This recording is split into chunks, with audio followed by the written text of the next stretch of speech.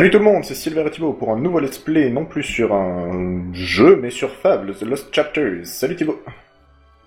Salut Silver. Mais Fable est un jeu aussi. Oui, en fait je voulais dire pas un jeu normal, mais c'est con, c'est complètement con à dire. Bref, donc, pour ce nouveau let's play, on a donc adopté une formule complètement différente, comme vous le constaterez peut-être, si on fait en sorte que vous le constatiez. C'est-à-dire qu'on va chacun jouer une partie, parce que Fable est un RPG, donc pour ceux qui connaissent, ils comprendront pourquoi on peut se le permettre. Pour ceux qui connaissent pas, je te laisse expliquer rapidement, Thibaut. En fait, dans Fable, on est souvent soumis à faire des choix qui peuvent nous amener à être bons ou mauvais. Et c'est dans ce sens-là où Silver va faire une partie où il sera très mauvais et moi je serai très gentil. Et ainsi vous montrer deux aspects du jeu et de gameplay différents par la même occasion. Parce que certains choix nous amènent à certaines armes ou à certaines actions et ainsi de suite tout le long du scénario. C'est ça. C'est pour ça que Fable il a une grande rejouabilité, donc c'est deux parties types qu'on pourra vous montrer, où à l'occasion Silver fera un méchant sorcier et moi je ferai un gentil paladin.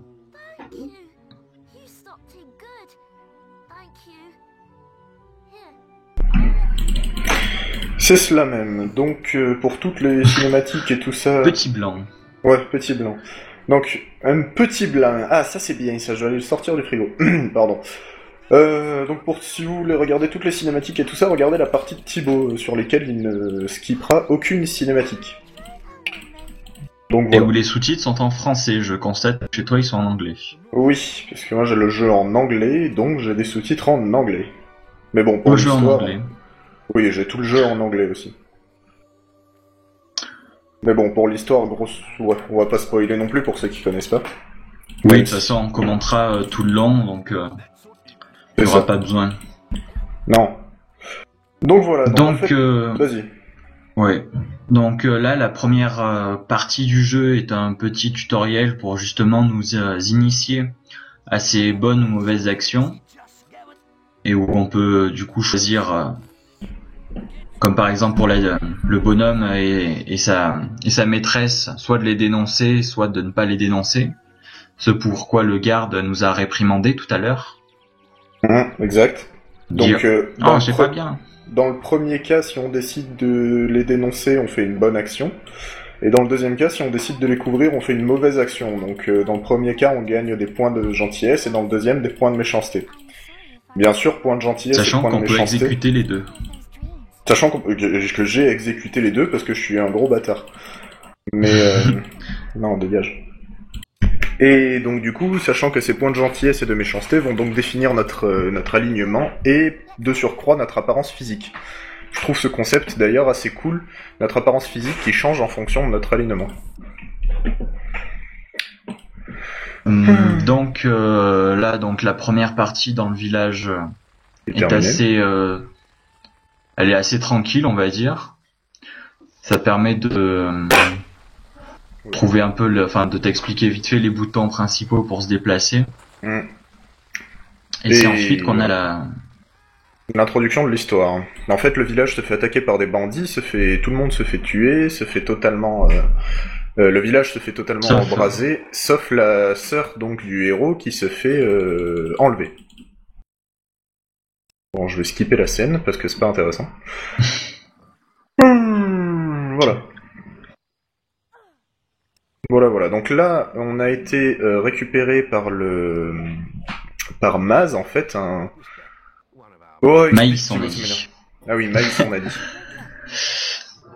Donc Maïs, qui est un magicien qui appartient à la guilde des héros.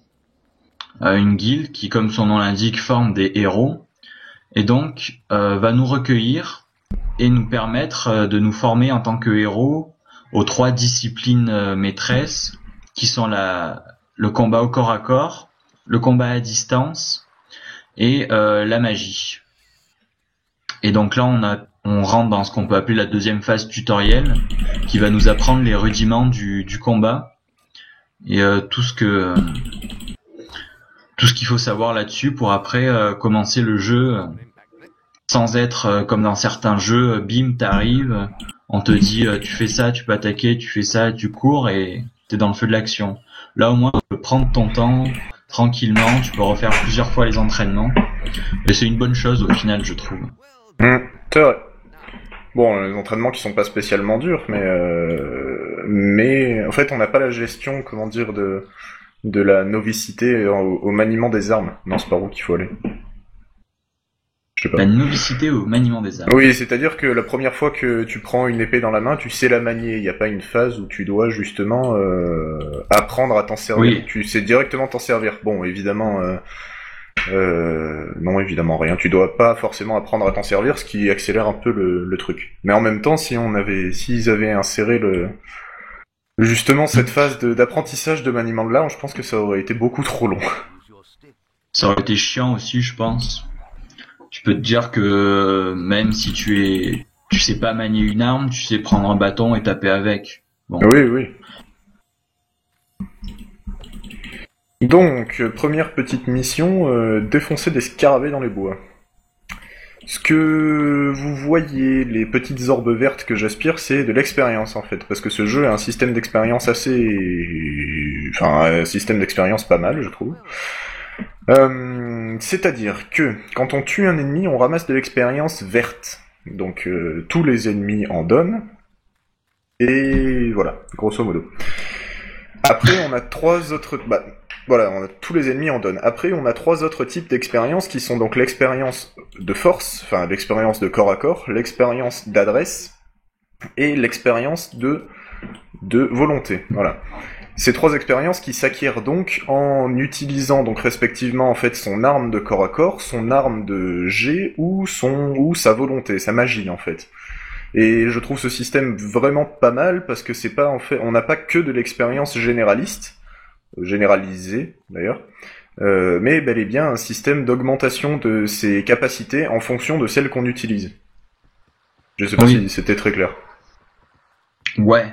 En gros, pour résumer, l'expérience qu'on va acquérir sera dépendante des capacités qu'on utilise le plus. Si on frappe au corps à corps, c'est normal qu'on ait plus d'expérience de corps à corps, puisque c'est ce qu'on utilise le plus souvent. C'est ça. Mais pour pas justement avoir que des expériences de corps à corps, on a l'expérience verte, qui est une expérience plus générale et qu'on peut utiliser après pour prendre des capacités de volonté ou d'adresse. C'est ça, parce que au début, bien sûr, c'est toujours plus facile de dégainer une épée et de tataner la tête à des gens que de sortir un arc que de sortir un arc qui est un peu plus difficile à manier, ou que d'utiliser sa magie parce qu'on n'a pas forcément beaucoup de magie au début. Donc c'est pour ça que l'expérience verte est assez utile au début.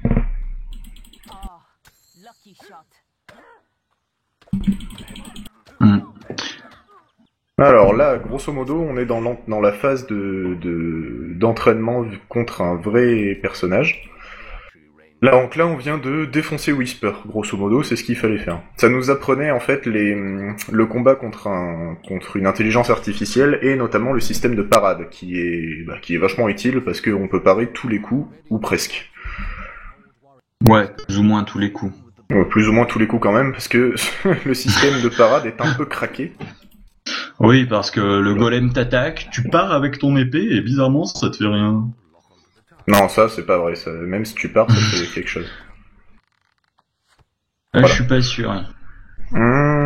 Si. Parce qu'en fait, il t'attaque par en dessous, donc tu pars pas par en dessous en fait. Bon, donc deuxième phase d'entraînement, donc l'entraînement à l'arc. Donc il faut faire le maximum de points en 1 minute, je crois, un truc comme ça. Merde, raté. Et d'ailleurs, je suis très nul, comme vous pouvez le constater. Mais quand les cibles bougent pas, t'as juste à les sélectionner avec espace. Non, je sais, mais là, elle bouge, là. Oui, mais pour tout à l'heure, tu visais exprès. Et oui, c'est vrai, t'as raison. La touche espace est un peu cheatée, en fait. C'est le lock des ennemis, quoi. Voilà. Et du coup, si l'ennemi est à portée, tu peux te passer de visée. Ouais. Sauf si tu vises une partie en spécifique, comme par exemple la tête, pour décapiter le mec. Schlarf. que c'est vrai qu'il y a une bonne gestion de l'endroit où tu touches en fait, c'est assez sympa comme truc. Bon, ça se limite à la tête et le corps, mais c'est Mais pas c'est mal. sympa parce que du coup avec un arc on peut décapiter les gens et ainsi je suis en train de faire de la merde. C'est pas grave, c'est pas grave. C'est Pas et grave. du coup l'arc c'est pas mal. À un moment on rentre dans un repère de bandits, no spoil, mais du coup plutôt que se la jouer gros bourrin, c'est facile de se faire tout à l'arc. Mm. Euh, ça évite de se faire poutrer la gueule lamentablement et tu peux tout faire à distance tranquillement pépère. Un bon côté finalement, même si tu peux pas faire genre un voleur ultra furtif, tu peux quand même te faire des trucs en discrétion quoi. Merde. Je sais pas si Alors là je suis en train... Oui, si, j'ai compris. On a tous compris. Je suis en train d'essayer En fait, après qu'on se soit entraîné donc à l'épée, à l'arc et à la magie, il y a des mecs qui nous proposent un petit défi, c'est-à-dire d'essayer d'avoir un A+, enfin ceux qui jugent un A+, pour obtenir une arme un peu mieux que celle qu'on a déjà. Donc là, actuellement, j'avais une épée en fer, j'ai gagné le défi, et donc le mec, il me file un katana en fer qui fait un petit peu plus de dégâts. C'est toujours sympa. Donc je vais l'équiper tout de suite. Skills, non, inventory, voilà. Weapons. Voilà. Ah, je m'en souvenais plus de ça. Non, bah, je l'ai découvert hier en retestant le jeu, voir s'il marchait. Donc là, je vais faire pareil avec l'arc, histoire d'avoir un arc un peu meilleur pour commencer le jeu. Pourquoi je peux pas lui Oui. parler à lui? Ah, je pense que ça commence quand je touche les cibles, en fait. Ouais, c'est ça. Ça marche aussi pour celui de volonté ou pas? Il y a des... Ah non, peut-être pas, non, parce que juste après celui de volonté, tu peux décider de passer à l'âge adulte, donc peut-être pas. D'accord. Bon, en Je même verrai, temps, en volonté, je sais pas ce qu'il aurait pu te donner de plus, soit une potion, soit peut-être une nouvelle magie encore, même pas. Une fiole d'augmentation de ta barre de mana. Ouais. Même pas, Putain. c'est avec l'expérience qu'on augmente la barre de mana, non? Il y a aussi des potions pour ça. Ah, Il y a des popos qui font pareil à la barre de vie et donc à la barre de mana. d'accord. On se souvenait plus. Et qui sont assez rares et qui ont le mérite d'être bien planqués quand même. Hein. C'est normal en même temps. Oui, Si c'est t'en sûr. trouvais au coin de toutes les rues, à la fin, la barre de vie, elle est tellement grande, elle recouvre tout l'écran. Ouais, c'est ça. Merde, ça dépasse, il me faut un deuxième écran pour afficher ma barre de vie. T'sais. Oh non, putain, j'ai gagné une arbalète. Bon alors, voilà, j'explique un peu. Loose day. Ouais. L'arbalète, en fait, c'est comment dire, en fait, les armes de jet, donc les arbalètes et les arcs, sont faits avec les mêmes bois. Donc, selon le bois, la puissance augmente. Mais si vous voulez, à bois égal, c'est-à-dire un arc de chaîne et une arbalète en chaîne, l'arbalète est plus puissante. Cependant, oula, pardon. Elle est plus puissante, elle est plus lente à recharger. Tu ne peux pas gérer aussi la puissance du coup, parce qu'avec l'arc, au plus tu bandes ton arc, au plus le coup sera puissant. Arbalète, t'as juste à décocher et ça part. C'est ça. Donc ce qui est un peu dommage parce que les arbalètes sont vraiment plus puissantes que les arcs, mais enfin moi j'arrive juste pas à les utiliser. La seule fois où j'ai essayé d'utiliser une arbalète pour tuer un mec, bah c'est lui qui m'a tué, donc ça m'a saoulé. Vu que le temps de rechargement est assez long, je trouve que du coup c'est pas très pratique. C'est ça. Avec l'arc, tu peux te faire un petit minigun là. Ouais, Avec mais du coup, la l'arbalète, puissance moins. c'est pas très. Du coup, si tu te fais justement un minigun, la puissance est pas très. Bah, il y a pas trop de puissance dans ton coup. Il y a pas trop de puissance, mais du coup l'ennemi est ralenti et tu peux le taper plus longtemps. C'est sûr. Bon, donc oui, bon, là je dois faire un test final avant de pouvoir être Avant de pouvoir obtenir mon statut plein de héros de la guilde, Officiellement. officiellement, oui, certes. Et pouvoir obtenir le sceau de la guilde qui permet de communiquer avec le maître de la guilde. Donc le vieux chauve avec qui on parle depuis tout à l'heure. À ne pas confondre avec Maz, qui est là et qui n'est pas le maître de la guilde. Qui est juste en fait un putain de gros héros bien bourrin, mais... Comme on n'en croise pas dans tous les coins de rue. Ouais, c'est ça. Merde, raté. Maintenant, je dois le tataner avec l'arc. Je vais faire la technique de Thibaut. C'est-à-dire... Ya. Bah là, c'est juste le nombre de coups qui importe. Donc ils s'en foutent. C'est pas les dégâts, ouais, c'est un peu dommage d'ailleurs. Bon, il est où ce vieux fumier là? Et après, la volonté. C'est un peu pareil en fait, c'est tu le bourrines, tu le tatanes dans sa face. C'est exactement ça. La volonté, donc, étant donné que je vais faire un gros sorcier, je vais devoir réorganiser mes sorts, parce que là, comme vous pouvez le constater en bas de mon écran, j'ai 1, 2, 3, 4, 5, 6, 7, et on peut avoir encore 8, 9, qui correspondent aux raccourcis clavier. Et on peut mettre des actions donc sur ces raccourcis clavier. Et là, comme vous pouvez le constater, je joue en ZQSD, et en fait, mon sort est sur le chiffre 7. Donc vous pouvez regarder votre clavier, c'est pas très pratique, disons, de tendre le doigt jusque là-bas. Mais heureusement, ils ont implémenté un mode pour ceux qui font justement les gros sorciers, c'est-à-dire on appuie sur un bouton et en fait tous les sorts sont sur la souris. Ce qui est vachement plus pratique. Oui. Donc, je sais pas combien de temps ça fait qu'on tourne, mais on va tout de suite prendre de l'expérience qu'il faut. Voilà, donc, le système d'expérience. Comme vous pouvez le constater, donc j'ai 611 d'expérience générale, 105 d'expérience de force et pas d'expérience en adresse et en volonté. Donc c'est-à-dire que, l'expérience de force, d'adresse et de volonté, je ne peux les dépenser respectivement que dans la case force, adresse et volonté. Cependant, l'expérience générale peut se dépenser dans n'importe quelle case. C'est-à-dire, je vais vous montrer un exemple. Si par exemple je vais dans la case volonté, donc là j'ai plusieurs sortes de sorts. Donc soit j'ai des sorts d'attaque, des sorts de défense si on peut dire, ou des sorts d'aide. Des sorts d'aide en fait. Et je peux augmenter ma barre de mana. Grosso modo, si par exemple je vais dans les sorts d'attaque, je peux prendre la boule de feu, qui a un coût d'expérience de 500. Je ne peux pas l'acheter je ne peux pas l'acheter qu'avec mon expérience de volonté, puisque j'ai 0 d'expérience de volonté, mais je peux l'acheter avec mon expérience générale. Donc je vais le faire, à moins qu'il y ait un autre sort qui... Ah ouais, il y a Force Push. Force Push, c'est marrant. Donc je vais prendre Force Push, voilà. J'ai dépensé donc de l'expérience générale et non pas d'expérience de volonté. Et par exemple, si je vais dans les expériences de force, bon, je peux rien prendre parce que tout coûte trop cher. Voilà, grosso modo. Et juste une remarque, il me semble que tant que tu quittes pas le menu, tu peux faire marche arrière sur un... C'est ça, tu peux faire marche arrière. Par exemple, Vas-y. Non, bon. Si par exemple tu te trompes ou si... Non, ta gueule.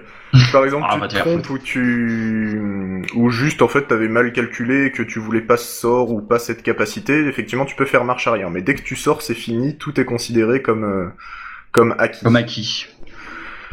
Voilà, et là donc, un dernier truc avant de vous laisser, parce que ça doit faire un moment déjà, j'ai une fenêtre qui s'ouvre avec marqué que donc quête accomplie. Donc on a ici, vous voyez une bourse, donc ça c'est de l'or à la fin de la quête, ça c'est de la renom, donc c'est savoir si vous êtes connu ou pas à travers le pays, et ça c'est de l'expérience. Donc à chaque fin de quête, on va avoir notre total des gains gagnés, notre total de renom gagné, notre total d'expérience gagnée, qui peut s'élever très haut selon les quêtes qu'on fait. Et en dessous, tous les objets que vous avez récupérés pendant cette quête. Donc voilà, grosso modo c'est comme ça que ça s'organise. Donc là, une petite autosave et on va se laisser ici, donc, et on expliquera la suite, le déroulement du jeu dans le prochain épisode. Voilà, c'est tout. Donc, à la prochaine pour le 2e épisode. Salut tout le monde! Salut!